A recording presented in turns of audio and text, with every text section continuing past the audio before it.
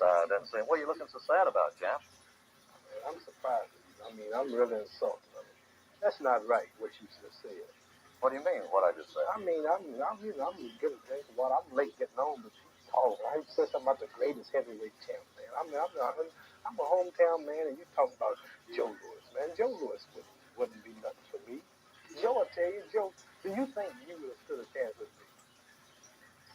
Well, Clay, one time during my career, I was on a Formula One tour.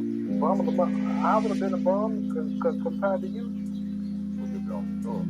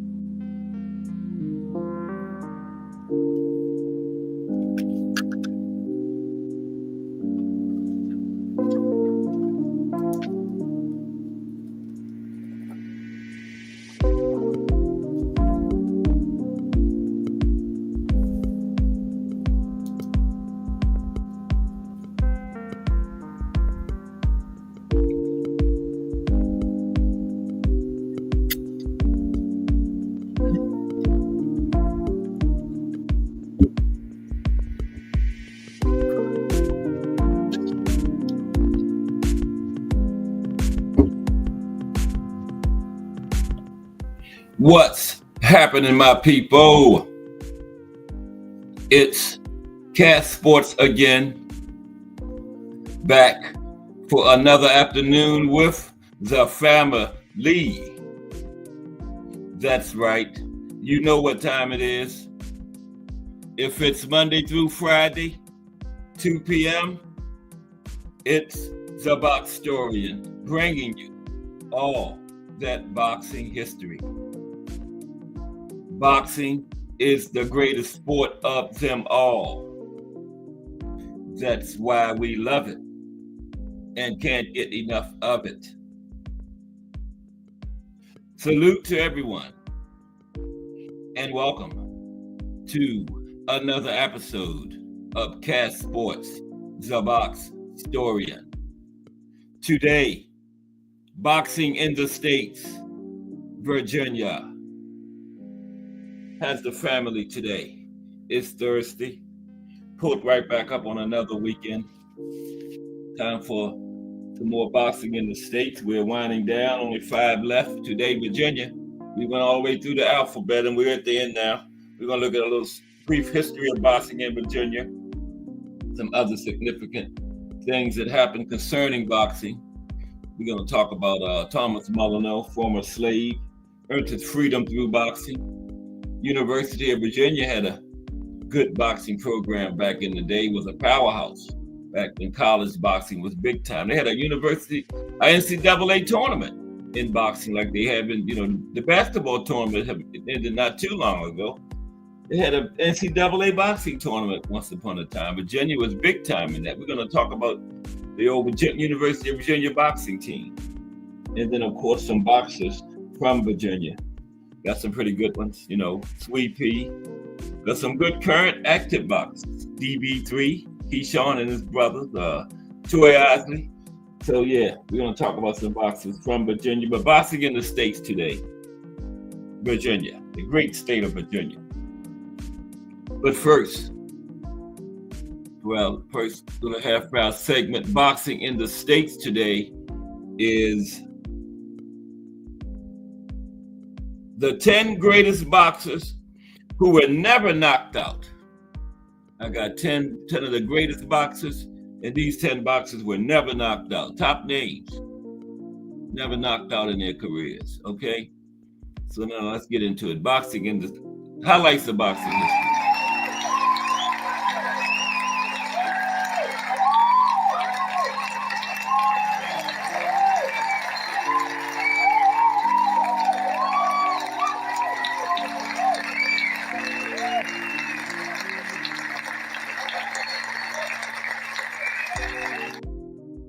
Thomas Hill, salute T. Hill. Yeah, the highlights of boxing history. I got 10 of the greatest boxers who were never knocked out in their careers, okay? And then today is Thursday, boxing in the States, Virginia. And tomorrow for the profile is going to be the life and career of the Filipino Flash, Nonito Donaire, okay? Let's get into the highlights of boxing history right quick. The 10 greatest boxers who were never knocked out. That's not one of them there because it looked like he's on the way to getting knocked out. Whoever that is. Now, there's nothing more definitive in sports than a knockout in the sweet science of boxing. Okay, nothing more definitive in any sport than a knockout. Now, the brutality involved is grimacing and the delivery breathtaking. The boxing world gasped when it saw Manny Pacquiao floored at the hands of Juan Manuel Marquez. Remember that one? Proving that no matter how famous and how skillful you are, no matter your credentials, everybody is capable of getting starched. Everybody. But a few men throughout history have avoided boxing's ultimate damaging stain, either through a resilient chin or an industrial strength will to win. These all-time greats pulled off the impossible. Here are the 10 greatest boxers who were never knocked out. We're going to do them in alphabetical order, okay? Got some honorable mentions. Now, here are 10 men who missed making this list by the narrowest of margins, as they suffered just one knockout defeat in their respective careers, okay? Muhammad Ali, 61 fights, just got knocked out, got stopped once, and that was that fight against Larry Holmes, where he shouldn't even have even been still in the ring. What's up, Mike Rim? Mike Rim in the building. Doing the highlights of boxing history, Mike. 10 of the greatest fighters who were never knocked out. We got some honorable mentions here who only suffered one knockout in their careers. And remember, Muhammad Ali shouldn't even been still in the ring when Larry Holmes stopped him, okay? Another one is Tony Canzonieri back in the day. He had 175 fights, only got stopped once in 175 fights. Tommy Gibbons, 105 fights, only stopped once. Well, you know, those guys back then were tough though. Jimmy McLaren had 69 fights, only stopped once. The great Carlos Ortiz, also 69 fights, only stopped once. Sandy Sadler had 162 fights, only stopped one time. Of course, Michael Spinks, 32 fights. The 91-second knockout to Mike Tyson in his final fight. Everybody remember that one. Freddie Welsh, he had 168 fights, 167 fights. Wait a minute, I can't do that one in my head. I need my calculator for that one. Freddie Welsh had, let's see. Let me get this right. Where are you, Freddie? Yeah, 122. 122 wins, 29 losses, and 16 draws. Yeah, I was right. 167 fights, only stopped once. Freddie Welsh. Okay. Teddy Rose had 128 fights, only stopped once. Now let's get to the list of the guys that would never stop. Never stop. Define Arnie One. What's up, Define Arnie One? How are you today? We're talking about some guys, some greats that would never stop in their career. We just went over the honorable mentions. Guys had up in the hundreds of fights, only stopped one time. Like Muhammad Ali, when his only stop is he shouldn't even have been in the ring. He already had Parkinson's. Didn't pass a physical. They had to go find I think it was a psychiatrist or something that passed him. Couldn't find a regular medical doctor to pass him. Yeah. Okay.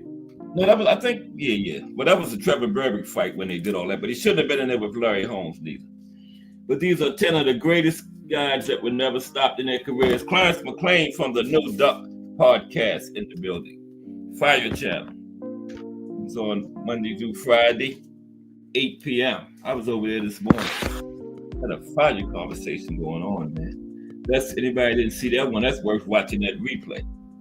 Clarence McLean from the No Duck podcast. Good salute, Clarence. Good to see you. Great work you're doing over there, my brother. And I can't find my ink pen. Oh, there it is. Right there. Okay.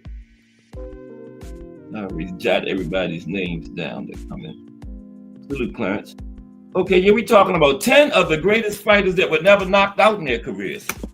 Charlie Burley, one of the great Murderers Row fighters. And I got a show coming up Monday on the Murderers Row fighters. Monday at 2 p.m. Found a nice piece on them. I'm going to do that Monday. But Charlie Burley never stopped in his career. Okay? Stay with me for a minute. Oh, sorry. I'll be right with you. Okay. All right, here we go.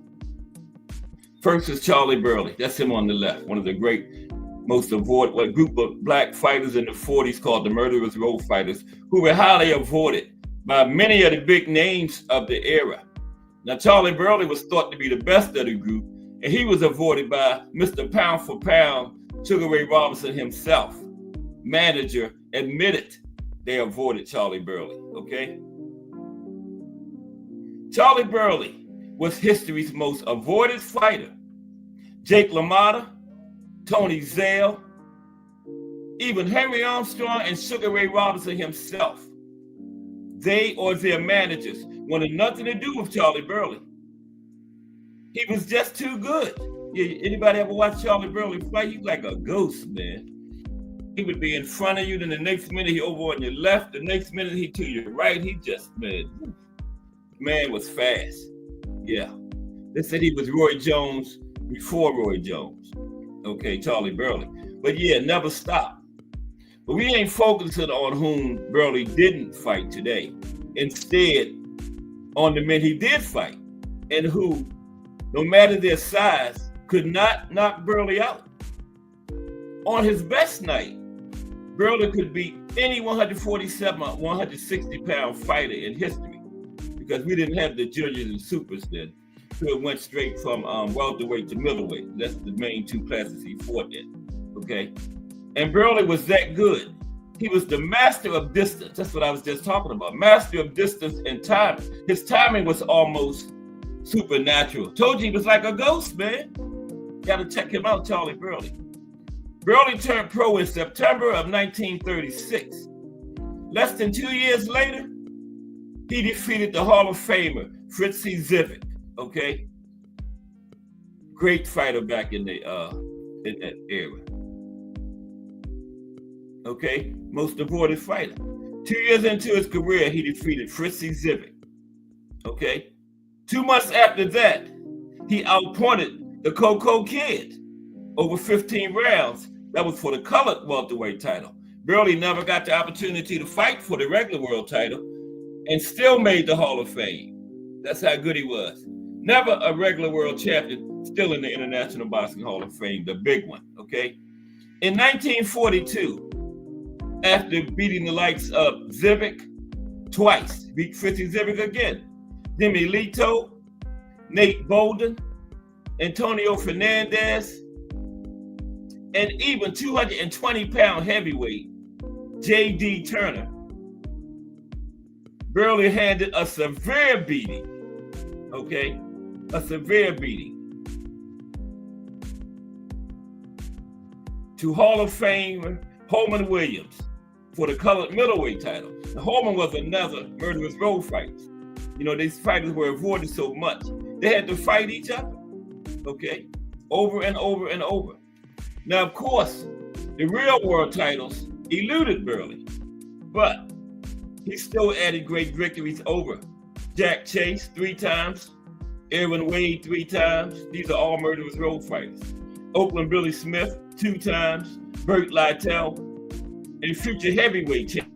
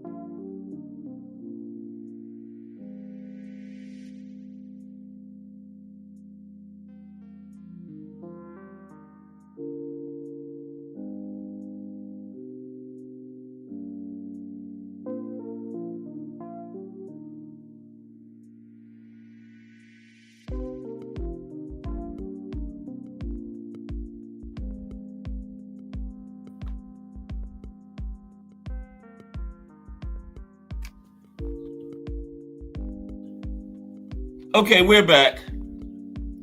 Okay, we get ready to start Kid Gavilan. We're talking about the 10 greatest fighters who were never knocked out. Okay, Kid Gavilan is next. Sorry about that. This Wi-Fi been giving me grief, man. Thank you. Appreciate you, Define Arnie. Okay, let's try this again. Kid Gavilan. 10 greatest fighters that were never knocked out. I was rolling along good, too. Had the great Clarence McLean in here listening. Kid Gavilan. There he is on the screen. Never knocked out. Nicknamed the Cuban Hawk, Kid Gavilan was a brilliant, masterful boxer. You can't knock out when you can't hit, right? And his opponents learned that the hard way. Now, the kid amassed a record of 108 wins, 30 losses, 5 draws. That's 143 fights before ever getting knocked out. Fighting the best welterweights and middleweights the world had to offer. He was so masterful inside the ring. He makes a strong case for being the second greatest welterweight of all time, only behind the one and only Sugar Ray Robinson, Kid Gavilan, okay?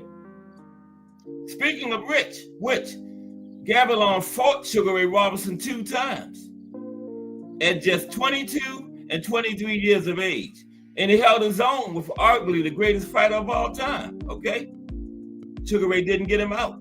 When Sugar Ray moved up to middleweight, it was Gavilan's turn to rule over the 147-pound weight class. And he did for 5 years consecutively, okay? When Sugar Ray left, Kid Gavilan ruled middleweight for 5 straight years. The Cuban Hawk became the best welterweight in the world when he defeated the master boxer, Billy Graham, in 1950. He made it official when he snatched up the world welterweight title from Johnny Bratton in 1951. 4 years were breathtaking. He defeated Bobby Dykes, Zanelli,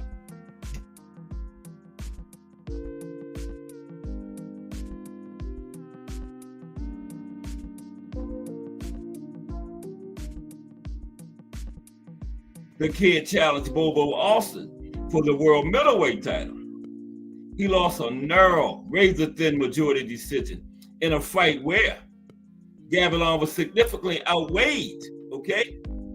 He had weighed in with his clothes on and tipped the scales at just 155 pounds. Olsen came in at 159.5. And by 1955, Gavilan was decidedly past his prime and had lost that extra bit of explosiveness that made him so great, right? Half of his losses came in 1955 and after that point, when he had lost those things. He also holds wins over 2 more Hall of Famers, Bojack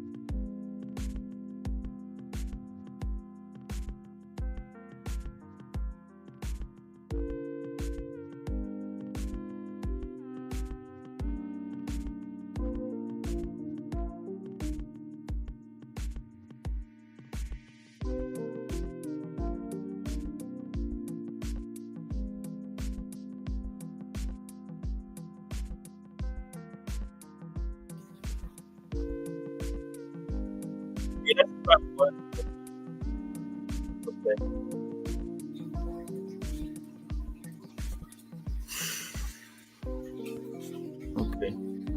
Let's see if we can get through this. This is ridiculous, man.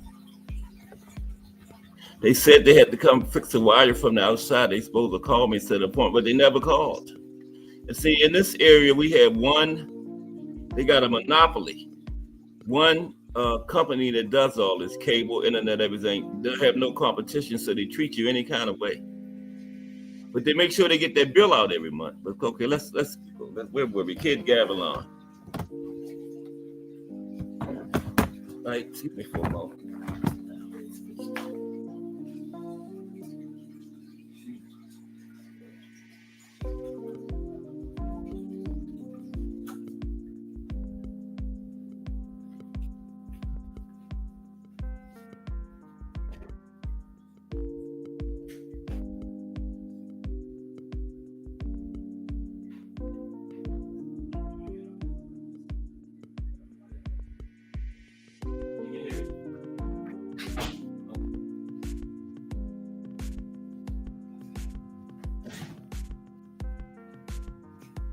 Okay, let's try it again. One more time. See if we can get through. If not, then let's see what happens. Okay. Kid Gavilan. Okay, yeah, we were about done with Kid Gavilan. Mike Gibbons was next. We're gonna get to boxing in the States, Virginia, eventually.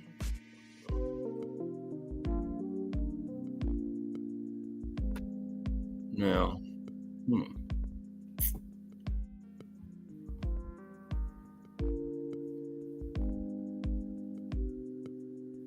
am I coming through okay? Man, give me a thumbs up. What's up, old school? Suffering serious technical difficulties today, old school, but we're going to try to get through.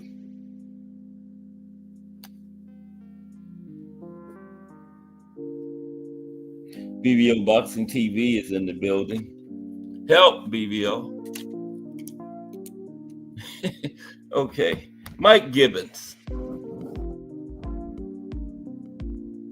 Thank you, old school. We're talking about some fighters some great fighters that were never knocked out in their careers. Mike Gibbons. Now, Mike Gibbons had 133 fights. He won 113, lost 10, and was never knocked out, okay? He was nicknamed the St. Paul Phantom and fought in what might have been the golden age of boxing across all 8 weight divisions at the time, right? We didn't have the juniors and the supers, remember? Now, he made his pro debut in 1907, right? And while he never won a world title, by 1917, he was not only the best middleweight, he was arguably the best pound-for-pound fighter in the world. He fought through the dangerous welterweight and middleweight ranks for 15 years, defeating the likes of Gus Christie 4 times, Jimmy Clabby 2 times, Willie K.O. Brennan, Young Ahern, Al McCoy, Bob Moha, Eddie McGorty, George Chipp, Soldier Bartfield 2 times, Leo Hawk, Silent Martin, Augie Ratner, Chuck Wiggins, and Hall of Famers, the great Harry Greb, Jack Dillon, Ted Kid Lewis, and Jeff Smith 3 times. That's the real murderer's row of opposition, welter and middleweights back in that era. And Gibbons eluded getting knocked out each and every time against all of those. Almost, that's why they call him the Phantom. Great fighters never knocked out. Yeah, we put Marvin Hagler. Now, he had a stoppage, but he always said it was a slip, and the referee messed up. So yeah, Marvin makes it. That was not a knock. Well, that was a knockdown. He never knocked out, but he was never knocked down easy. You know, the referee called it a knockdown, but it was a bad call. But never knocked out. The marvelous one. Now, Marvin Hagler is one of boxing's most beloved competitors. He starred in the fan-friendly boxing scene of the 1980s. He is arguably the greatest non-heavyweight only to compete in one weight class and was never knocked out. Only fought in one weight class his entire career, middleweight. Never went up or down, never knocked out. But if you ever saw Hagler fight, him being on this list should be no surprise. Now, when Hagler wasn't blocking Thomas Hearns punches with his face in history's greatest 3-round fight, he was exercising control over the middleweight division. By 1979, Hagler was the very best 160-pound fighter in the world and would hang on to that claim until losing a close split decision to Sugar Ray Leonard in 1987. And Hagler's dominance wasn't the least bit methodical either. It was outright devastating. In the 1980s alone, Hagler racked up 14 stoppages, 12 of those coming in title fights, okay? But what about the opposition? Outside of Hearns and Roberto Duran, not much is remembered about Hagler's victims. The problem is, Hagler took them all apart so bad that he all but knocked all of them into obscurity. Eugene Hart, Kevin Finnegan, Willie Monroe 2 times, Mike Colbert, Bobby Watts, Benny Briscoe, Lucif Hamani, Marco Serraldo, Alan Minter, Fulgencio Obo Mejias twice, Tony Simpson, Wilfred Scipien, Juan Roldan, John the Beast Mugabe, Vito Antuofermo. Now that's a murderous road of the late 70s and 80s of middleweights, right? Anybody who were in that era. Woo. BBO will tell you, if you're still listening. All were worthy opponents and are generally forgotten because of how dominant Hagler beat them. Cruel and immortal, Hagler cast them all the way to the deepest, darkest corners of boxing's brutal history. They called him Marvelous. Marvelous Marvin Hagler. BN Boxing News. What's up, BN Boxing News? How are you today? Yeah, I moved out here closer to the modem, so we should be okay. But salute BN Boxing News. We got boxing in the states, Virginia today, but first we're talking about some of the greatest fighters that were never knocked out. And you know Marvin Hagler was going to be on there. Next, Ida Joffre. Ida Joffre. Now, Ida Joffre is the greatest bantamweight of all time, which fits his nickname, the Golden Bantam. That's what they called him. He was the archetype of all boxer punches, right? He never made a mistake and was absolutely flawless as a fighter. After outclassing South Africa's best bantamweight, including a round 10 knockdown over Joseph Medal, Joffre got his chance at divisional supremacy in November of 1960. Premier bantamweight Joe Becerra had just retired, which meant Joffre's title fight with Eloy Sanchez was for much more than just the vacant NBA World Bantamweight Championship. And the NBA was the old WBA title, right? National Boxing Association. This fight was for the right to call himself the top 118-pound fighter in the world. Sanchez didn't last more than 6 rounds with Joffre. And for the next 40 fights, Joffre would lose just twice, both times the former flyweight champion, the Fighting Geraldo, one of the most underrated weight climbers of all time, right? But this stretch didn't just include 5 years of divisional authority. It included arguably the greatest comeback in history.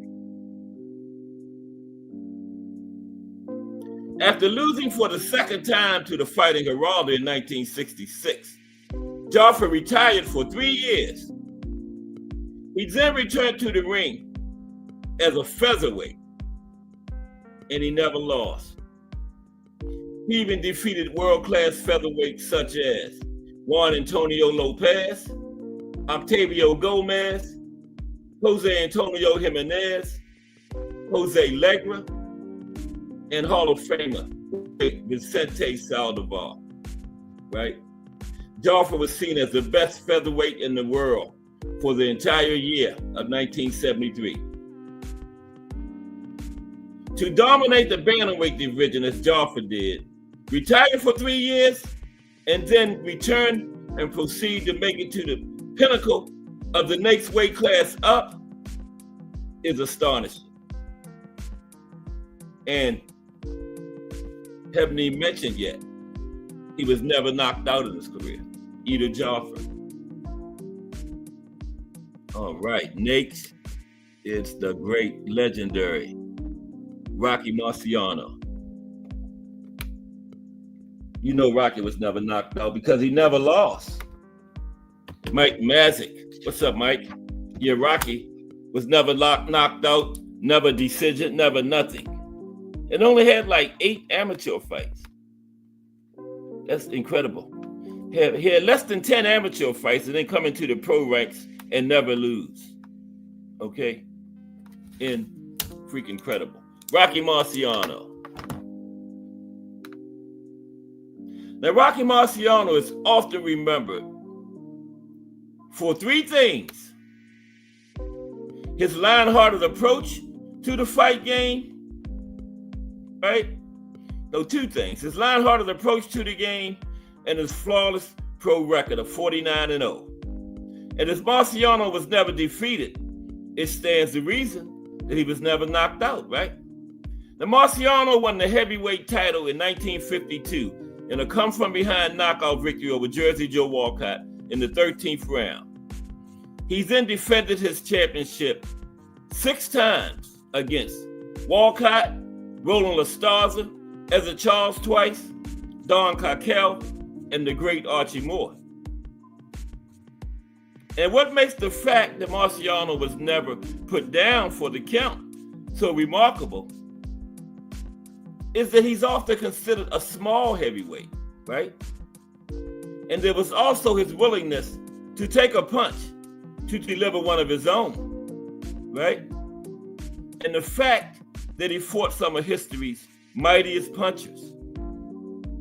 Punchers such as Joe Louis and Archie Moore, who recorded almost 200 knockouts between the 2 of them, but they couldn't get Rocky out of there. Archie Moore got 132. That's the second most ever. Okay? Couple more. Then we're going to get to Virginia. That's the second most ever. I should have been out here in the first place, but let me be quiet. Before something happened. Packy McFarlane. Packy McFarlane is a forgotten name to most in boxing. He was the cleverest fighter of his time. In his prime, he was unhittable and frankly unbeatable. Except for Sam Langford, McFarlane is the greatest fighter never to win a universally recognized world title. Still, McFarlane got the better of anybody who would step into the ring with him, okay? He put together an insane record consisting of 105 wins to 1 loss. Okay, let me say that again. 105 wins and 1 loss. Okay, and then 1 loss was not a knockout, it was a decision. Incredible. 105 and 1. McFarlane made his professional debut in January 1904 and lost a fight later that same year. He would fight another 10 years and never lost again. Now, although he never won a title, his exploits at lightweight and welterweight, including wins over the likes of Kid Goodman 2 times, former featherweight champion Benny Yanger, lightweight title challenger Kid Herman, and Johnny Britt. Okay? Some of the names that he stepped in there against. So that made him arguably the best lightweight and welterweight from 1909 to his first retirement in 1913. And then he came back. After a 2-year layoff, McFarland returned to the ring to fight the best middleweights in the world. Mike Gibbons, right? In September 1915, he fought Mike Gibbons, and they fought to a draw. But most people swear McFarland got the better of it, right? And the modern comparison might be if Floyd Mayweather Jr., the best welterweight in the 2000s, retired and in 2 years came back to fight the number one middleweight in the world, right? Which would probably be Triple G, to a closely contested draw. That would have been the comparison of what Patrick McFarland did. Okay, next is King Carlos Monzon. Great middleweight, arguably the greatest middleweight of them all. He reigned right before Marvin Hagler. Their careers overlapped, but King Carlos was at the end. Hagler was at the beginning, so a fight between them would have meant absolutely nothing, right? Carlos and Marvin, from 1970 to 1987. For 14 of those 17 years, Carlos Monzon or Marvin Hagler was the undisputed middleweight champion of the world. For 17 years, they ruled middleweight. King Carlos Monzon and marvelous Marvin Hagler. Now, King Carlos delivered dominance. He was the perfect blend of speed, skill, aggression, and an inextinguishable will to win. He was the ultimate ring general. His opponents never knew how he was going to pull out the victory, but they all accepted their defeat as imminent. Now, Monzon turned pro in 1963, and within the first 18 months of his career, he lost 3 fights. For the next 13 years, he would not lose again. And he stopped 59 opponents along the way. He won the WBA and WBC World Middleweight titles in 1970 when he handed the great Nino Benvenuti just the second stoppage of his career. 6 months later, Monzon destroyed Benvenuti again, this time in 3 rounds. He then proceeded to suck the very life out of the middleweight division of the 1970s. He never even remotely came close to losing, defending his title an unprecedented 14 times. Denny Moyer, Frazier Scott, Tom Boggs, Benny Briscoe, John Claude Boutier, 2 times. Grayson Tanner, Tony Mundine, Tony Licata, the great Rodrigo Valdez 2 times, and even Hall of Famers Jose Napoles and Emil Griffith tried, but they all failed to knock Monzon off his throne. Every middleweight of the 1970s worth their salt had their shot at Monzon, and no one even put up a fight, let alone knock him out. The great Carlos Monzon. And the last one is Barney Ross. Barney Ross. Then we're going to get to Virginia. Look at that, almost 3 o'clock. We're still going to get some link time about 3:32 though. Okay? Old School in here again today. That's 2 days straight. I don't think Old School ever been in my show 2 days straight before. Barney Ross. Now, Barney Ross could do it all. For 9 years, Ross was a cyclone. He passed through and left his catastrophic mark on 3 separate weight classes and defeated every stylistic challenge set before him. All different kinds of styles. Okay? He outboxed the boxers and he outpunched the punchers to an unbelievable record of 74 wins, 4 losses, and 3 draws, only losing twice in his prime. And of course, he was never knocked out. And he was never even in more danger of being knocked out than he was in the very last fight of his career. On May 31st, 1938, Ross defended his welterweight title against Harry Armstrong, who absolutely dismantled him.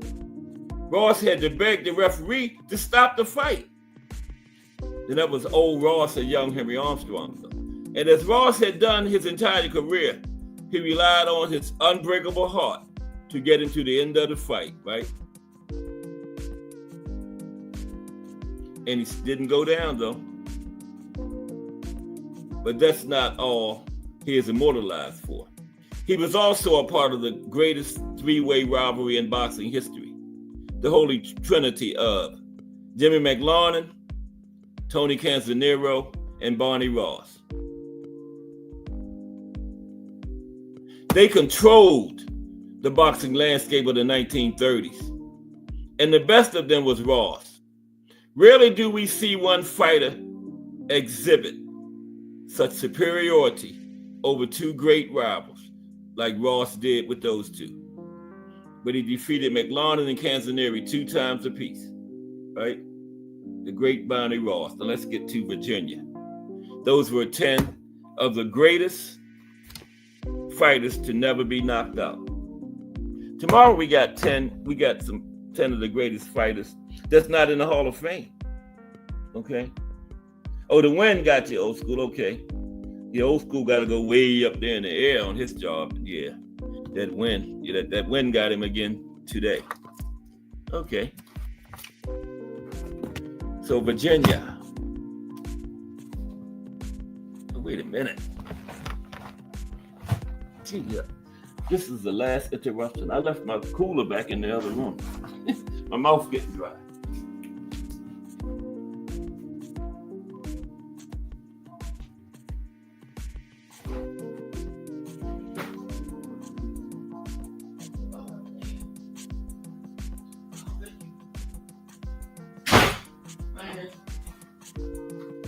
Oh, there it is.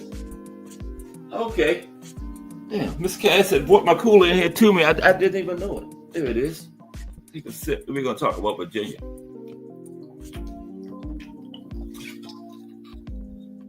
Of course, we got some pretty good boxers from Virginia, led by the great Pernell Whitaker. Right? Probably the greatest boxer to come out of Virginia. We got DB3, Keyshawn and his brothers.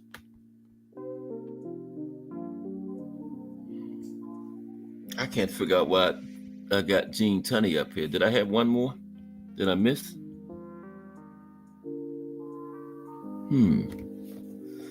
Is Gene Tunney from Virginia? No. Oh, yeah, Gene Tunney was one of the guys, one of the knockout guys. Yeah, Gene Tunney. He lost just once in 83 fights, and it wasn't by knockout. He lost to the great Harry Greb, right? May 23rd, 1922. Yeah, he lost to Harry Greb at light heavyweight. But let's move on to Virginia. Yeah, Gene Tunney was one of the great fighters to never get knocked out. Okay? Boxing in the States, the great state of Virginia.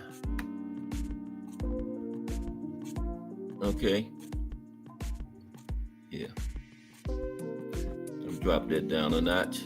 Yeah, I should have started out. T. Hill told me to get closer to the main box, but my hard head was way back there. But I'm paying for internet throughout the whole house, so I should be able to be anywhere.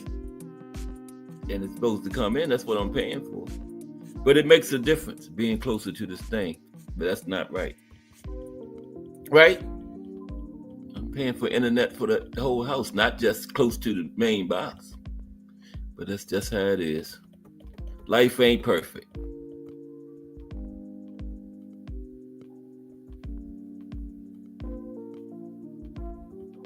Okay. Virginia. Need some light.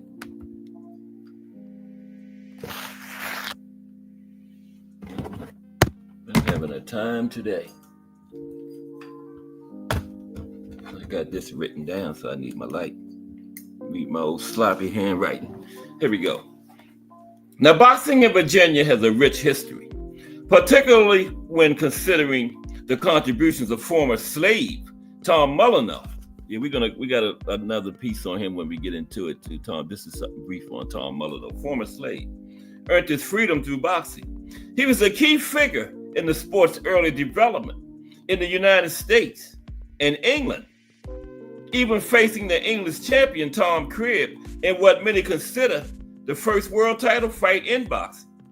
Now, beyond Mullineaux, Virginia also had a boxing program at the University of Virginia, which gained varsity status in the late 1920s. Okay, so let's talk about that program they had down there at the University of Virginia. They used to have, they had to have the NCAA basketball tournament. Back in the old days, they used to have a NCAA boxing tournament, right? Virginia was one of the major players in boxing, college boxing back in the day. But in the early 60s, they had a death in college boxing, and of course, that was the end of that. A few schools still participated, but college boxing lost its popularity immediately when that fighter died. They didn't play that. Not in college. And that was the end of it. But it used to be a big thing. Let's talk about the University of Virginia boxing. Since we're on Virginia today. We only got like 5 states left in the Boxing in the States series. Yeah, but it's been a good series. I learned a lot from it. I hope y'all did. We did every state in the country. Went all the way through alphabetically. And we're into the V's now, Virginia. Yeah. Everybody learned some things about these states, a little something. Okay, but yeah, we talking about University of Virginia boxing. University of Virginia dominated college boxing for years, and then the years caught up with it. Let's talk about it. Okay.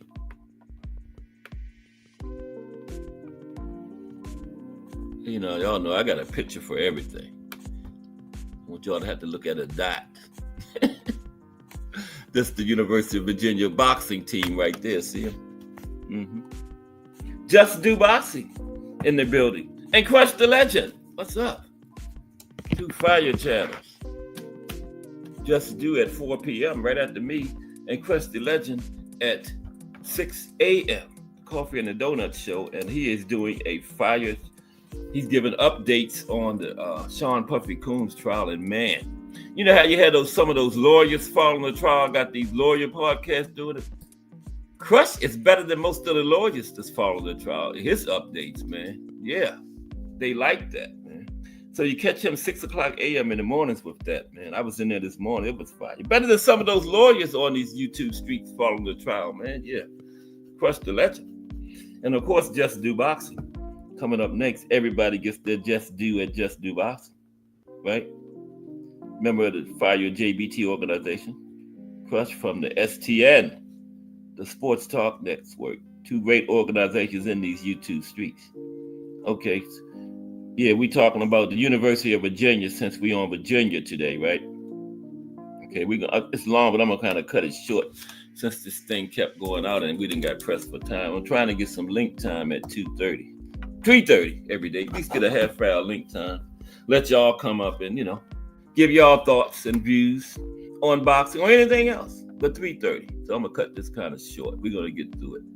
Then we're going to do a couple boxes from Virginia. And then around 3:30, the link for like 30 minutes. Okay?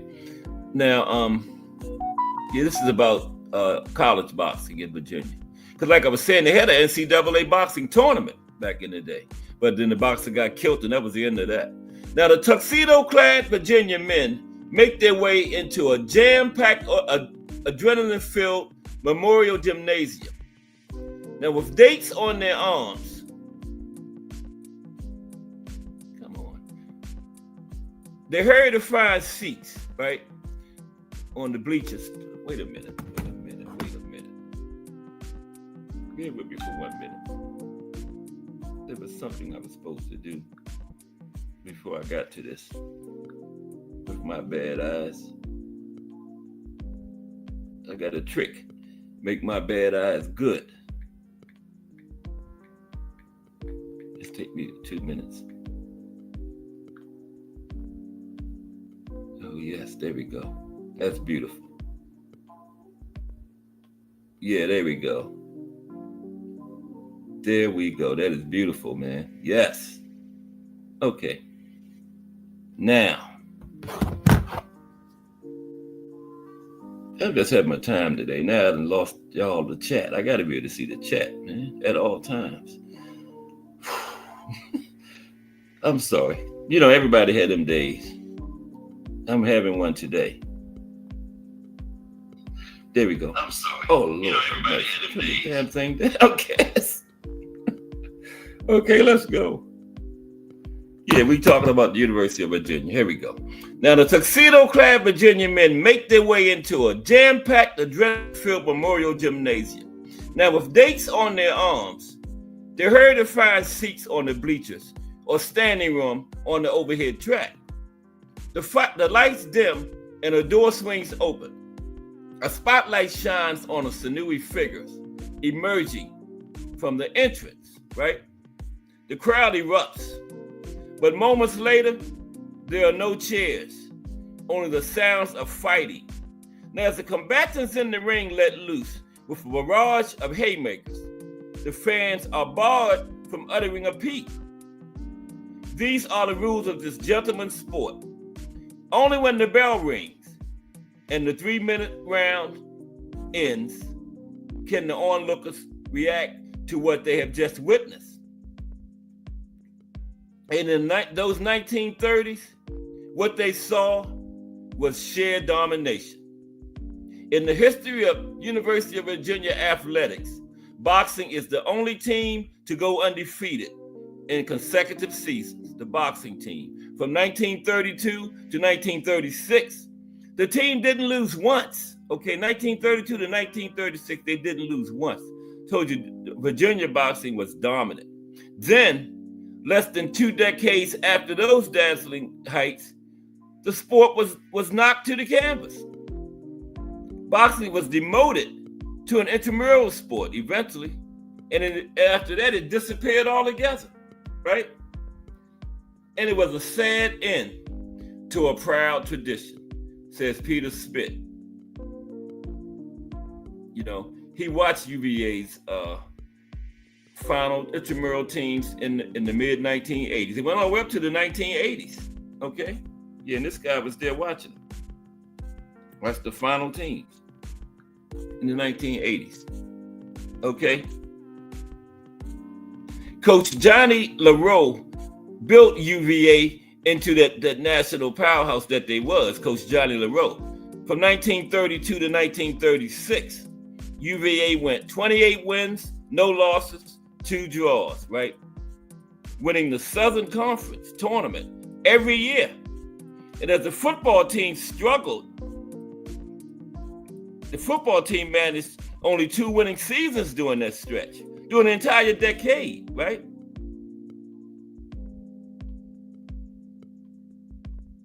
And the boxing team reveled in their glory. They won 4 straight championships, 4 straight undefeated seasons, won the Southern Conference every year, and the football team only had 2 winning seasons the entire decade, right? And boxing was the sport at the University of Virginia at that time, says former boxer Mortimer Kaplan. He boxed there in 1937, okay?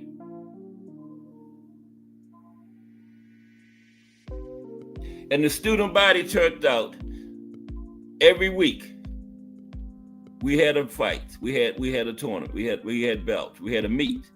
It was just filled to the roof. He said fans became intoxicated by the action of the boxing team. That was the sport.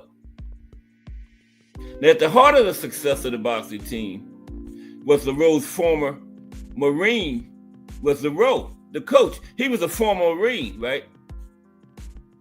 He ran a billiards parlor on the corner. Now, according to the UVA historian, Corey Barefoot, he was there in 1937 also. Word got around that LaRoe had experience in the sport, right? And students looking to form a boxing team recruited him to be their coach in 1922. Now, LaRoe, with the help of a jack-of-all-trades coach, Harry Pop Lanigan, his assistant, they led Virginia to a win over Washington and Lee University for their first ever meet. Then the next year, they competed in a makeshift ring constructed in Old Cabell Hall. a venue that was a fraction of the size of the football team's home at Lambert Field in Virginia, and the football team was losing, right?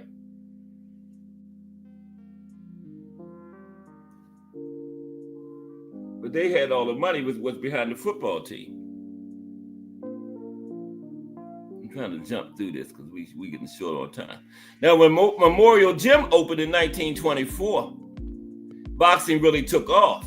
You know, they gave them a new gym and everything to compete in because the team was so good, right? And middleweight James A. Leftwich, he was there in 1925.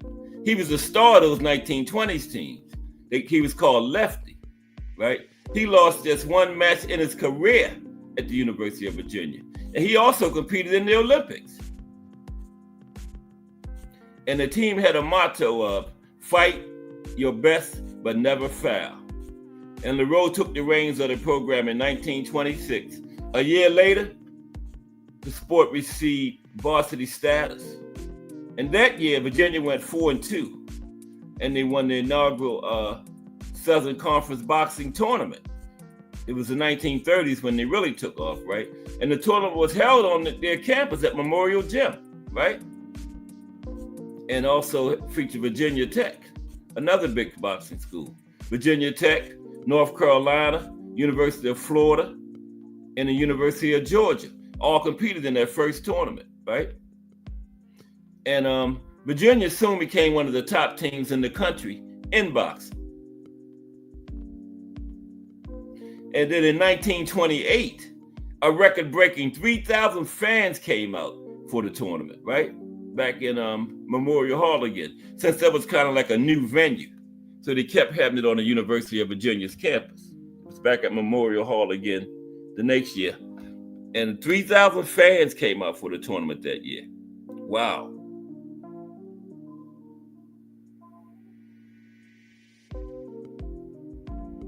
Yeah. So they had a very successful boxing team down at the University of Virginia. This is kind of long. I was just jumping through it because we're going to get to next the some boxers from Virginia, right? And then we're going to get some link time. As we got all these great boxing minds in here today. I'll let y'all come up and chop it up. So let's get to some boxers from Virginia. Because I had trouble with the Wi-Fi earlier and lost a lot of time. Really not going to go through that whole article, but yeah, it was just about the University of Virginia, one of the big boxing schools back in the day, okay? Because boxing was big, was a big time college sport.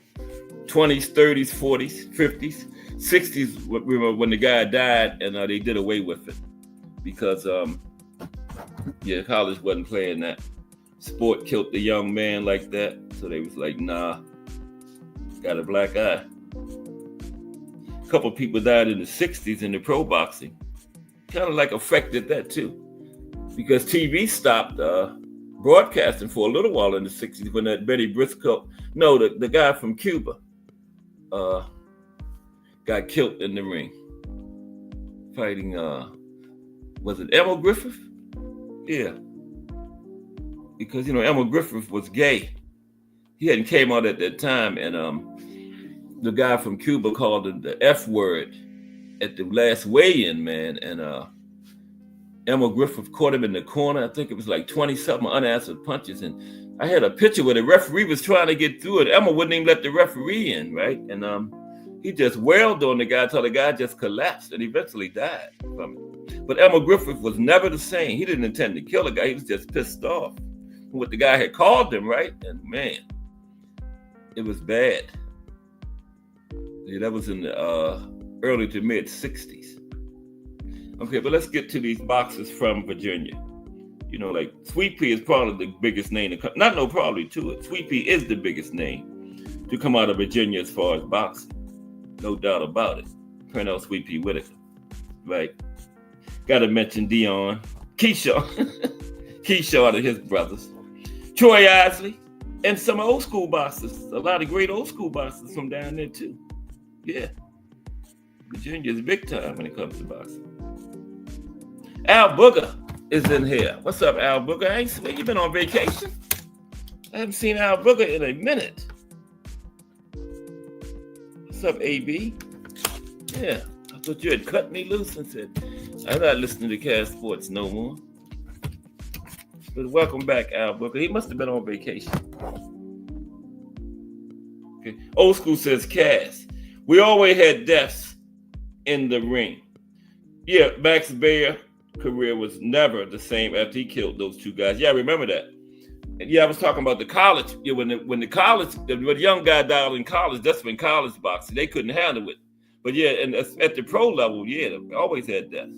In Old School, when that first guy died after the fight with Max Baer, we did this in the show we did together. We discussed this. He was at the hospital with the guy's wife when the guy died, remember? And she forgave him because she knew what her husband was, what his occupation, what came with it. And, Max Baer and her were right there together at the hospital when the guy, remember Old School when the guy passed away from that. And the first time they tried to prosecute Max, remember? Let me hurry up. I'm going to get this link up here. But let me finish these boxes from Virginia first. Then we're going to get the link time. Okay. So, and the first one is Sweepy, of course. Come on. The first one is Sweepy. Just a little brief talk about him, that's all. What's Sweepy's real name? Oh, that's right, Pernell Whitaker. I forgot momentarily. We call him Sweepy so much. That's a nickname when you can't think of the person's real name. Pernell Whitaker. Yeah, there we go. Just briefly. Now, Pernell is from Norfolk, right? Norfolk, Virginia. And his record was, he finished his career with a record of, I'm not even on the right page. Sweepy had 40 wins, 4 losses, 1 draw, 1 no contest, 17 knockouts. Okay. He was a gold medalist, right? 1984. He reigned as a 4-weight world champion. Known for his elusiveness and defensive skills, Whitaker won titles at lightweight, junior welterweight, and junior middleweight. And he held the unified lightweight championship for 6 title defenses. That's still the longest in boxing history. Being unified 6 times. Nowadays, these fighters don't know nothing about being unified. It'll never be broken. They just give one. We have like one division, 4 people willing to share the title. That's crazy. Yeah, we're gonna go till 3:30. Then we're gonna put the link in. However far we get. Second is Keyshawn Davis. Okay, Keyshawn is from Norfolk too, right? Currently 13-0, 1 no contest, 9 knockouts. What is he? The WB something champion. I'll tell you in a minute. Keyshawn Davis. Okay, we talked about some boxers from Virginia.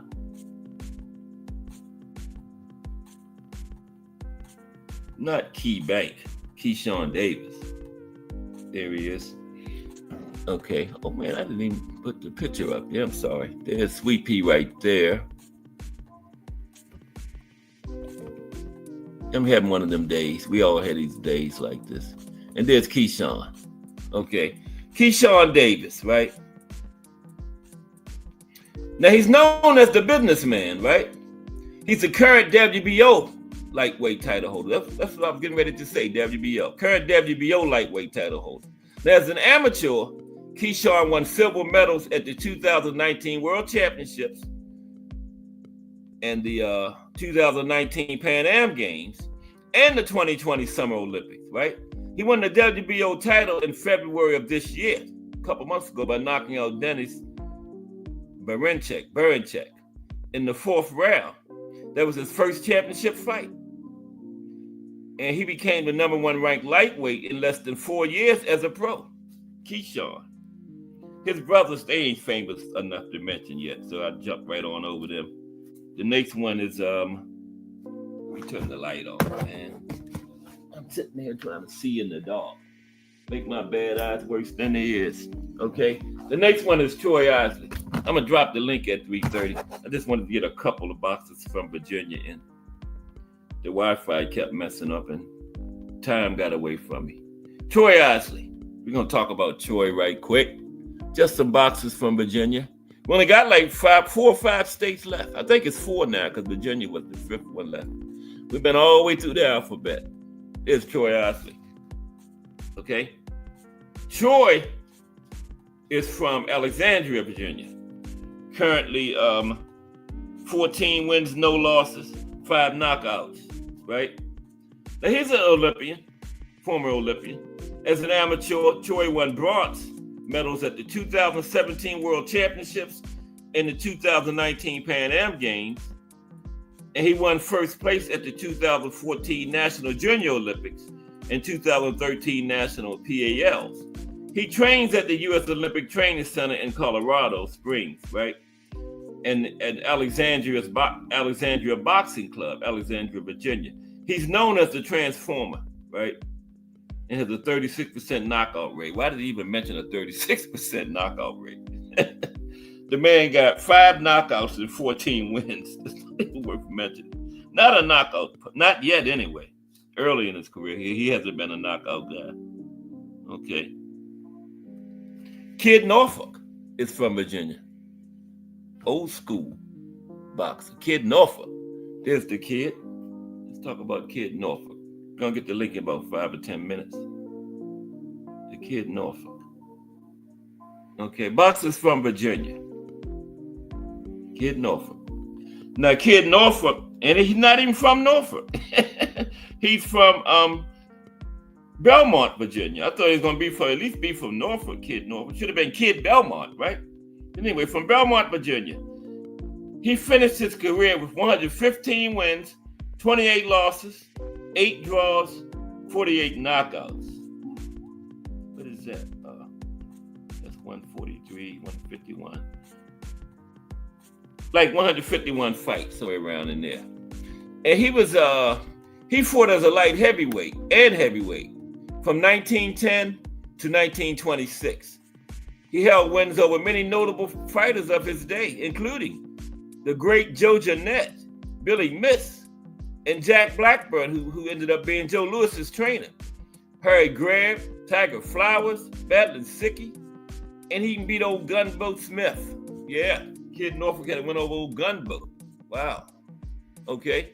Nakes, he beat Gunboat. Damn. Nakes is George Abrams. Boxers from Virginia. There's George. Yeah, George Abrams. There were a couple more. Let me get to the link. Get like 30 minutes. Because you just do boxing coming up at 4 p.m. today. George Abrams. Yeah, there's George. Now, George came very close to winning the World Middleweight Championship in November 1941 against Tony Zale. And he was a top contender for the title in the early 1940s. In his unique boxing career, he fought 8 former or future world champions, but never won the crown himself. Never got over the hump, but he fought 8 former or future, right? And George was from Roanoke, Virginia. Finished his career 48 wins, 10 losses, 3 draws, 9 knockouts. Boxers from Virginia. Willie Wise. That's Willie. Which one is Willie? On the left. I think. Yeah. Let me see. I'll tell you in a minute. I got to see what Willie looked like. Willie Wise.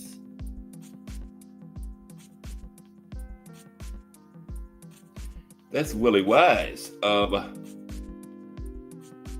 Eastern Shore, Virginia. Yeah, that's Willie on the left. That's Willie on the left. Mm-hmm. He's a retired boxer, right? From Eastern Shore, Virginia. Ononcock. He held the IBO title, but he's best known for his 1999 upset of JCC. Julio Cesar Chavez.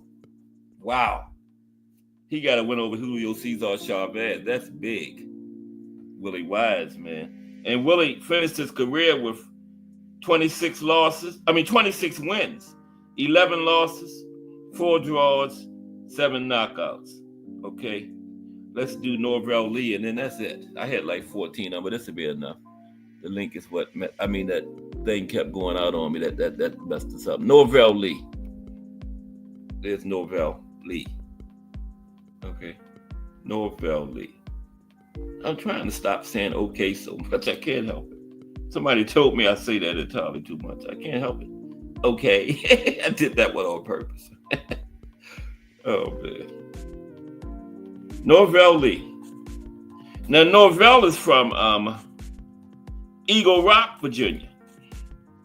He's an amateur fighter, right? And he was a Tuskegee Airman, right? Remember them? He was one of them. Wow. World War II veteran, scholar, educator, field grade officer in the U.S. Army, pilot, and youth mentor in the greater Washington, D.C. area, and a former light heavyweight gold medalist in boxing, right? Versatile guy, man. He won the light heavyweight gold medal in boxing at the Helsinki Olympic Games in 1952 and was also awarded the Val Barker Trophy for the best boxer in that games. Norvell Lee. Wow, Tuskegee Airman. Damn. Where is he from again? Norvell was from Eagle Rock, Virginia. In his amateur record, he had 37 wins, 4 losses, and 8 knockouts. Wow.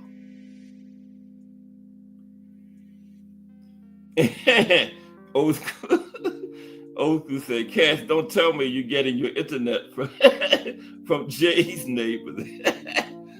No, I'm stretching the cord out to the people over there, across the yard over there. I need to, because the way mine treat me, I need to run a cord. Old school, so I'm getting it from Jay's neighbors. I'm going to put the link in, man. Wow. I needed that laugh, old school. The way my day been going, man. No. I need to run a cord somewhere, though, old school. Okay? I'm going to put the link in now.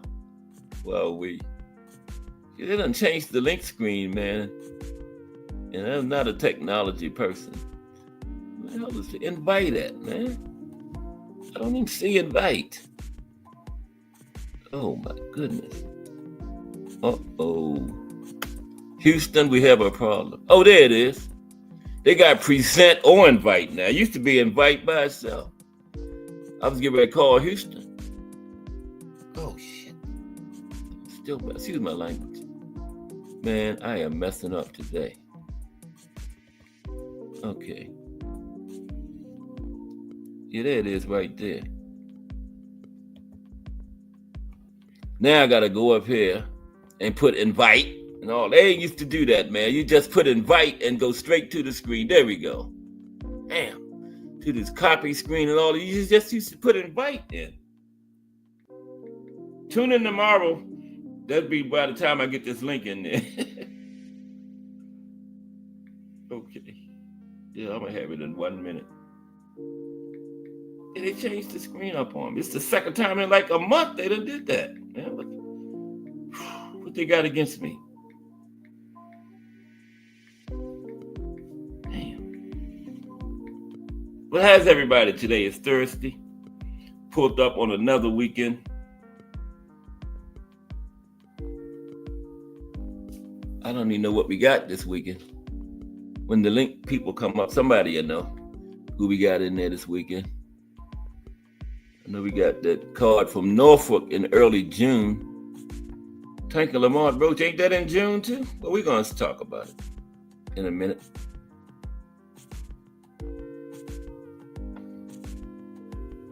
But yeah, I don't know what we got this weekend. But yeah, man, they trying to conspiracy against me, man, changing up screens and stuff.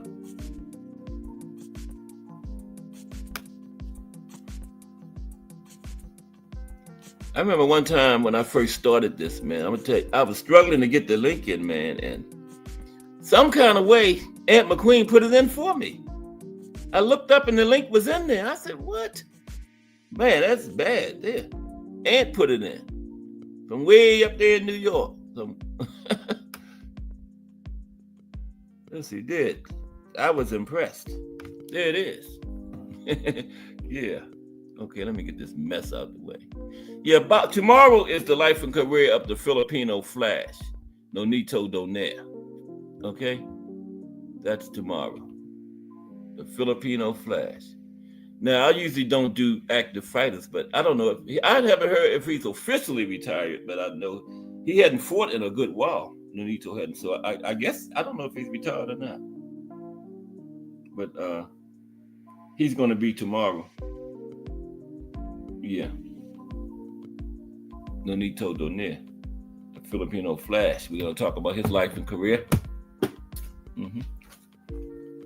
Yep. And we had, let me continue with the boxers from Virginia. Tell somebody. Where were we? Norvell Lee. Then we had Nikita, a baby, or something like that.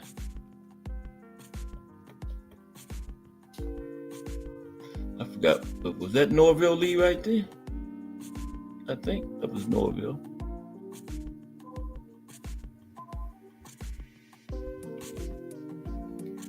I think that's Nikita, a baby, I think. Yeah, boxers. He's a boxer from Virginia. Nikita. Oh, there's somebody right there. Forget Nikita. It's old school. What's happening, old school? What's up? Nothing. Just another day talking this boxing. What's up with you, bro? Mother Nature got me home again, man. Got you again? Okay. Who's fighting I this got an weekend? idea. Oh, I go got ahead. an idea for another show for you. Okay. You want to talk about the boxers that went in World War II and were teaching boxing to the troops. During the war, right? Yeah. Okay. Yeah. That's a good one. Yeah. My dad used to go to the gyms because he was a small guy. My dad was only like 5'9", but Okay. he had long arms, big giant hands, and Yeah. the man could fight his ass off. So he learned from the gyms how to box. Well, when he went into service, he beat up his commander. Oh man. Yeah, he ended up in the brig for a while, but when he came out, they gave him a chance to redeem himself because they recognized the man could box. So my dad started teaching boxing for a while. In the military? Still in the military? Yeah, Okay. in the Navy. Yeah. Mm-hmm. So there was a lot of fighters. Think about this: how many fighters came out of the service Not from all. learning? Yes, it's quite a few if you go back and research it. But Right. Especially yeah. during World War II, remember, a whole bunch of them went in all Right. over the world. You had Joe Lewis in there teaching. You had they had a bunch of fighters that went in the service that were teaching. Plus, they were doing all kinds of other stuff too. You know, entertaining troops and Yeah, doing those shows. right. Doing those USO shows, like, going around. One thing you were talking about earlier about some of the old fighters, what people don't realize, some of them old fighters fought behind the scenes on private shows. Yeah, they did. Yeah. Jack Dempsey and oh God, what was his name? Yeah, Jack Dempsey did a lot of that. What was the black heavyweight champion back then? Jack Johnson? Jack Johnson. There was a rumor that they fought behind the scene. Behind the scenes. Yeah, I heard that. Yeah. There's no footage or anything of it though, you know. Right. No, it wasn't allowed to be. They didn't have no cameramen and nothing like that. All they had was a bunch of rich guys throwing bets around when it happened, supposedly. Yeah. Yeah. And I And think nobody ever found out who won that fight. Nope. Only the people that was in there. Ain't that a bitch? Yeah. I would have loved to find out who won that fight. Yeah. See how that went, man, you know? Yes, sir. Two biggest names of that era. Yeah, Like two of the baddest men of that era, too. Yeah, for sure. And you know, I found out that Jack Dempsey didn't duck. Like they say he was ducking Harry Wills, that other black fighter around that time, but he didn't duck him. The government was blocking that fight, man. Because it was right after Jack Johnson, right? Right. And Tex McCall, the leading promoter, came out. He said the government told him not to make that fight, you know? Yeah. Because I was saying, Well, Jack look, Dempsey. I can't it see makes Jack sense Dempsey because look what happened with Schmeling. They didn't want Schmeling to get a title shot, so Yeah, they sure did. Joe Louis ended up getting his title shot. Yeah, he sure did. They blocked Max Schmeling because he They beat sure in Joe the hell Louis. He was did. next in line. You're right. He was next in line for it, and they blocked him. They did him bad, man. When they did him dirty. They did some And real you know dirty. why? It's because of the shit with Hitler. They didn't want Hitler's guy getting a title shot. Because they thought he was going to go over there and Hitler was going to just keep him in Germany fighting them low-level fighters in Germany and no American would get another shot at the title. So they wanted to make sure Hitler didn't get his hands on it, you know. Yeah. Exactly. Yeah. And Schmeling wasn't even a supporter of the Nazis. A lot of people hated him because he was German, but he didn't support the Nazis. Nope, he did not like the Nazis. Nope, he sure didn't. But since he was German, he caught that bad rap, you know. He was getting he did. throwing stuff at him when he was coming to the ring to fight. That second time in New York to fight Joe Louis and everything. Yeah, he got a bad rap, man. Yeah, Max Schmeling did. Yep. Yeah, you was talking about that situation with Max Baer. You know, they charged him one of those fights, didn't they? Criminally. But I don't think it went through, though. Yeah, they dropped it. Because how can you do that? It's a boxing match. How are you going to charge the man? You know? But what the crazy part is, what they don't tell you is that after Max Baer felt so bad, dude, he literally financially took care of both of them guys' families afterwards. Yeah. Because he was at the hospital with the first one's wife when the man died, you know? Right. She forgave him because she knew what her husband, what was in it, what boxing brings, you know, the possibilities and everything. And she told him she forgave him. She didn't hold no ill will against him. And like I say, he took care of him. Right. He sure did. Yeah. Max did. And they don't want to tell you shit like that, though. No, they don't. They sure don't. They like to paint the negative part of it. Yeah, they do. Why, but that's how they do it. It's crazy. And they try and ruin they literally try and ruin people's lives in certain situations, you know? And you know, old school, the bad part, so many people believe the negative stuff they hear and don't even do the research and find out the truth. They just believe whatever the people tell them. That's the bad part of it, you know? Absolutely. Yeah. So many people believe it. Yeah. But we never did do our little talk on Muhammad Ali, man. Remember, we supposed to... Yeah, we got to do that one coming up soon. Yeah, I ain't never did nothing on him yet, neither. I'm saving it, yeah.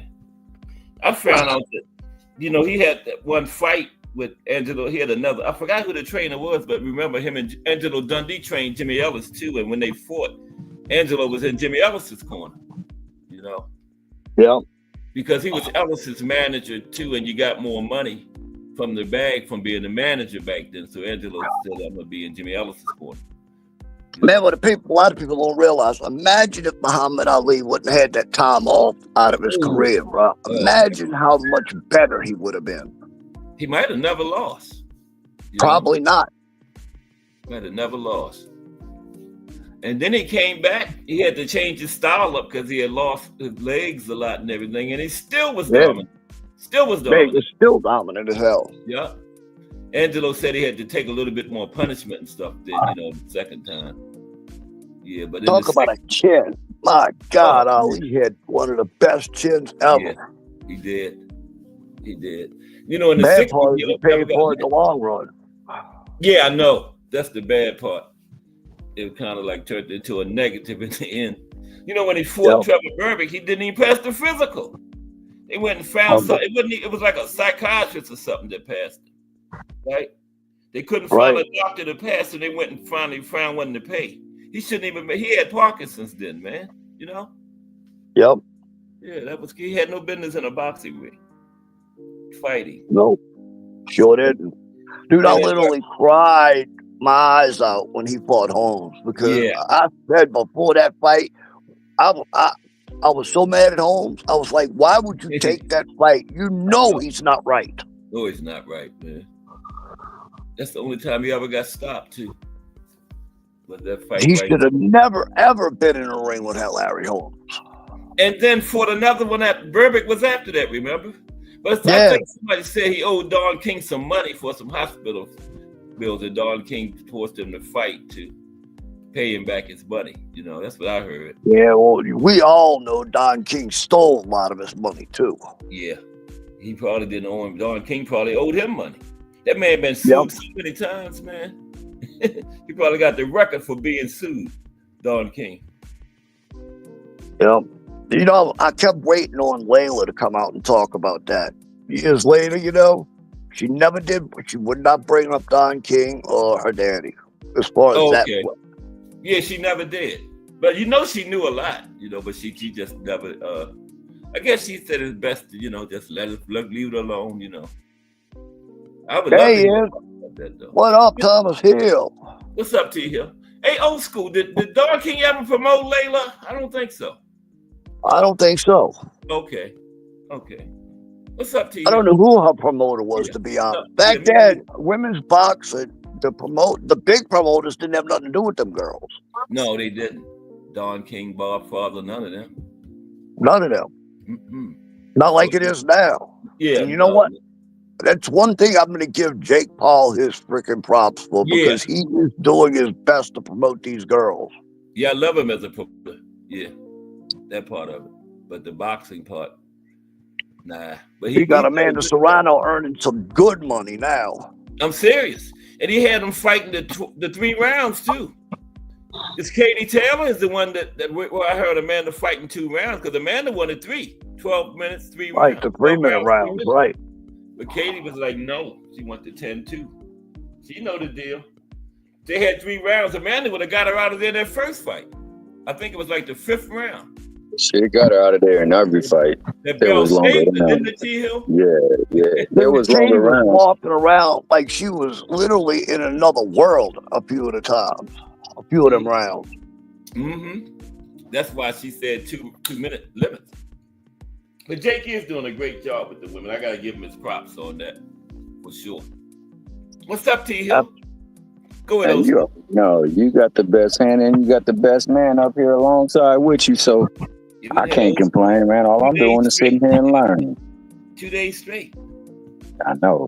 Old school is over there showing out in his tail. I guess the wind need to blow a little bit more often, huh? No, old school need to make some damn money. The wind need to leave me alone. Hey, well, you know that's true too. So, wind be still. Yeah. Who's fighting this weekend? Any big names? I have no idea. Me neither. I was gonna look all right, Thomas Hill, who's fighting this weekend? There's some big ones next month. I know that. A couple big ones next month, June. I think coming up. I want to say it's an all what's the name card? It's an all female British card. Oh, British.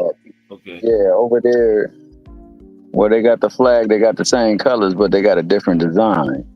That flag. But you know what? It might be. Hey, hold on. Let me say. Yeah, I was trying to pull it up. I can't get my hands to work right. Tell you who I'm looking forward to seeing is Jamal Charlo back in the ring. Yeah. I was reading something about him recently. Did he close to I want to see if he's dedicated coming back or if he's just freaking. I hope he's not just coming back and half-assing it. For money or something like that, you know. Like right. He did in his last fight. That was a money grab. Canelo. If his heart's in it, dude, God help the rest of the people. He's gonna fight, and that dude can fight. Yeah, I thought he was on the way back when he fought Benavidez's brother, but then he went out again. Remember when we had that fight against him, and then then he didn't. Now he's got to endure another big layoff. Hey, can you guys hear me? Yeah, you're good. Okay, so what we got is on the 17th of May, we got Fisher and Allen, a heavyweight fight over there in Great Britain. And then on the undercard, it's going to be Conway versus Warburton and Ladard versus Sutton. But then they got Boachuk and Fox, Lance Fox fighting. Oh, Boachuk. That's his weekend. Yeah, and they got Calixto and Garcia on the undercard, along with Harper and Zimmerman. Yeah, Oh, boy, Chuck. I think You know, that's a that's gonna separate be fight. fan friendly with Boy Chuck in it. All his fights are Yeah. fan friendly. Boy Chuck. Oh, Yeah, I oh, think Boachuk beats Fox. Yeah. and then you got Calixto Garcia with Harper and Zimmerman, and then Hughes and Sharp. Okay. And then the 24th on Saturday, you got Taylor versus Esama, and Collins versus McGregor, and Itwama versus Balagon. Tom, I like him, man. Moses, yeah. He gonna be the next big thing at heavyweight, man. Keep an eye on that name. Mm-hmm. Yeah, Moses. They got some heat coming this week, man. Like some good matches. Because one thing about those British matches, when they're matched against one another, they actually show out for their country. They do. It'll be some good stuff. It'll be some good. Them fans be going wild, man. Yeah. And I'm gonna say this too. The style that we so misappropriate to the Latino fighters is often in display over there. Yeah, it is. Yeah. Mm-hmm. Well, I hear Turkey's still going to do Ryan and Devin.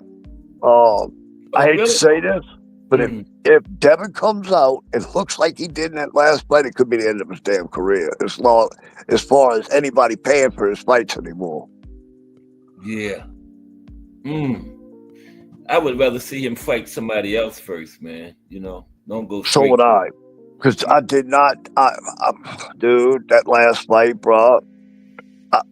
Look, I wanted Devin to come back. I wanted Devin to look like Devin. Mm-hmm. That was not Devin. Nah, it wasn't.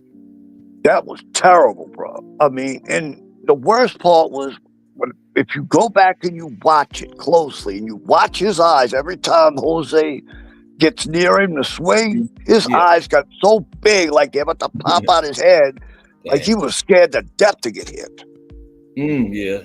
That's a holdover from that Ryan fight, then, Yeah, dude, that's that PTSD shit. Yeah, the mental ain't all the way back right yet.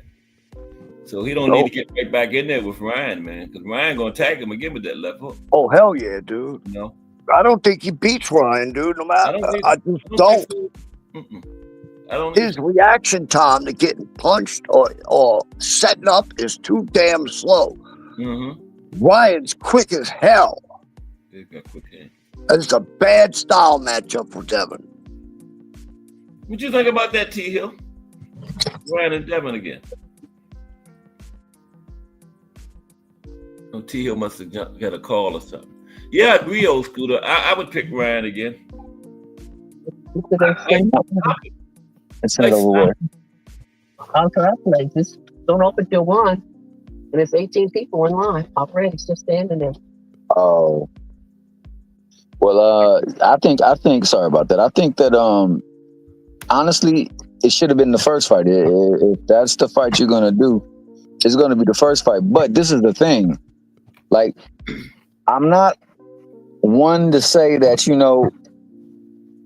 it's a fight he should be taking, because I don't know if he was really ready for it, because he didn't look like he was ready to be in the ring in the fight he just fought. Yeah. But he was still good enough to win the fight. Now, that being the case, if you're holding things to the same standard, then the people that be saying all the foul stuff against other people that they don't like, right, it would also have to apply to him. So then there should be no waiting. It should be no time off. It should be, hey, let's get it. You said that it was going to be back in blood and it was on site. So let's get it in the ring so it can be on site and handle it. I mean, if you're truly that man that they say you are and you believe yourself to be, then, you should be able to handle business. That being said, it's got to happen because, of what happened and transpired, and then the moves that happened and followed afterwards. So many things bad transpired after the fact. So they got to right the ship. Mm-hmm. So I'm with it. And I think that the demand is still there. I want to see the fight. I want to see if the left, a.k.a. the Osterine, and the right, a.k.a. the Nandrolone, was the reason why he won. I want to see it next, right? Coming up. I would rather see it next. Yes, I would rather see it next. Why prolong it? Still want to do it, I would rather. Yeah, why prolong it? Why make Why wait off? Because you got people that are screaming to not have that fight. Even they don't want to see it. And why? It was so much outrage because of that fight. And then on top of that, we got a fight overturned, and we put one fighter in purgatory because he's a cheat. So when you cheat and you get caught, you got to get beat, right? So my man got to go out there. Consequences of cheating, yeah. Huh? You got to suffer the consequences of cheating. You got to pay some kind of, So yeah, and since it was a bad look, he lost part of his purse. He got suspended for over a year. He paid for it. Right. Yeah, no doubt. But he didn't pay in the ring, and in the ring, yes, they hit. He got to get it. He got to get it back in the ring because that's ultimately where he's going to pay in the ring. I don't think Devin can make him pay in the ring though. I don't think so either. But according to what I hope out of him and Devin fighting, right? I don't think Devin can beat him. But what I do hope is that Devin can make it a competitive fight before it gets stopped. Yeah. If Devin can go out there and give it his all and hang in there for as long as he can and make it a real competitive fight until such time it gets stopped or it goes to the card, then it's a win-win for Devin no matter if he loses. Where did he put it? He put it here? And not be suffering from that PTSD. Right. His mental, right? But if he goes out there and does what he did against Jose, oh no, bro. Yeah. No. That's why I said I would rather see him fight somebody else first, just to see how he goes. Is that where he said it was? Back in a fight, see how he react in the next one. Maybe he gets it together, another fight. I don't know, bro. I thought they should have put him in the ring with somebody they know he could beat badly for a confidence builder instead of somebody like Jose. Yeah. Now, don't get me wrong. Jose's not what he used to be at all. But Devin was so worried about getting hit, he didn't perform at all. And them giving him the win, I don't know how they gave him the win, because the punches he threw, hardly any of them landed except for on gloves and arms. Most of them, everything he threw hit arms and gloves. Very few of them hit the target. They were still trying to set up him and Ryan. He was before Ryan. Ryan hadn't lost yet. You know how they do. That's why I'm for this new rule, because we can't have that kind of shit in the ring, dude. Boxing's already on the going down. We need something to pick it up, and fights like that are not gonna do it. Now, what was the new rule again, old school? Everybody might not have heard it. It's basically the same rule they have in the UFC is where they got it from. It's called Timidity or Timicity, some kind of shit like that. Temerity, right? Temerity. And it basically states that if the fighter is not engaging and all he's doing is running around the ring and barely doing anything, they start taking points. That's not a bad rule. No. If they would have done that in the ring with Devin and Jose, that I think would have forced Devin into fighting. That's what I was going to say. That'll force the action. It should. Right. You're going to lose points, Which automatically gets you a loss. Yeah. That's just almost like a fouling where you lose points, Because think about it. He'd have been getting points taken every damn round. Yeah. He would have been in the negative.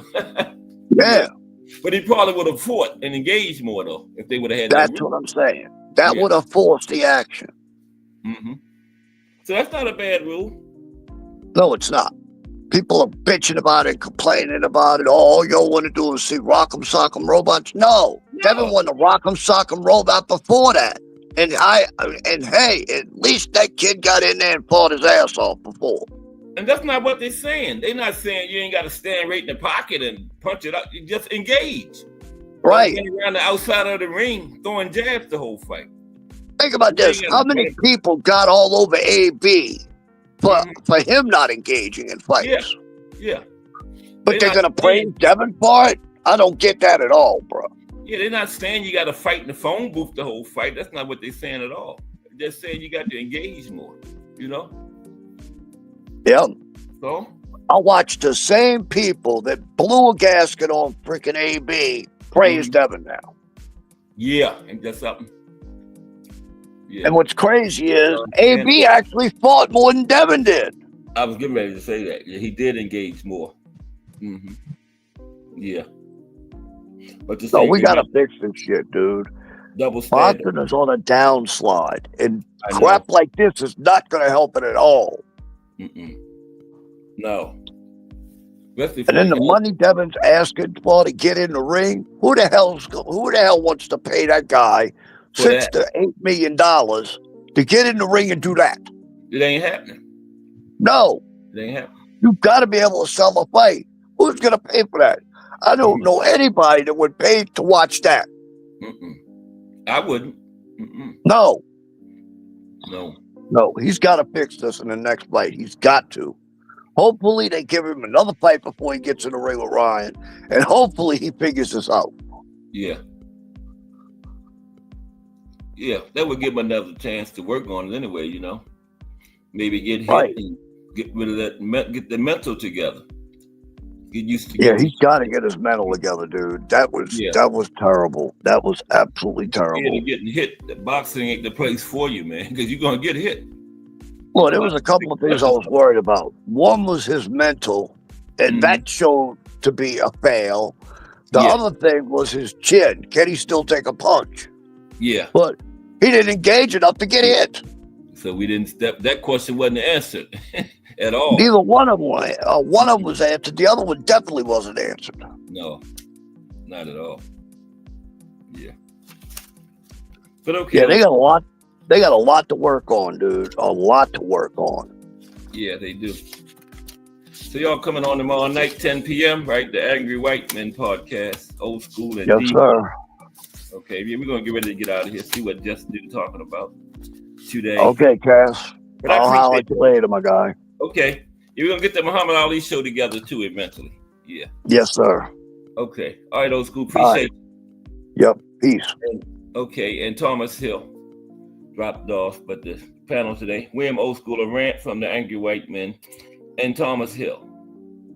Okay, appreciate them two brothers, man. Always coming up, giving out fire talk on boxing, the sport we love. Tomorrow is the profile day, and it's going to be the life and career of the Filipino Flash, Nonito Donaire.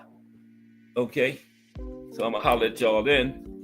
We got Just Do Boxing coming up at 4 p.m. Let me see. I'm going to see what Just Do got for us today, so we can know what we're looking for before we get over there. And then we're going to get over there. Don't forget to hit the like buttons. Hit mine on our way out if you have it, and hit Just Do's on the way in. Out and in. Let me see. Come on. Let me hurry up before this thing go out again. We done made it. It was a rough start, but we made it. I should have listened to Thomas Hill and just been out here by the main thing in the first place. And I'm going to try to be back there in the big office to be comfortable, but no. I got a little makeshift office out here. Okay, here's Just Do Boxing coming up next. Today on Just Do Boxing, Shakur challenged to stand and trade with Zepeda. Can Berlanga knock out Shiraz? Tio kicked out by Canelo. Coming up in minutes on Just Do Boxing. Okay. And don't forget tomorrow on Cast Sports, the life and career of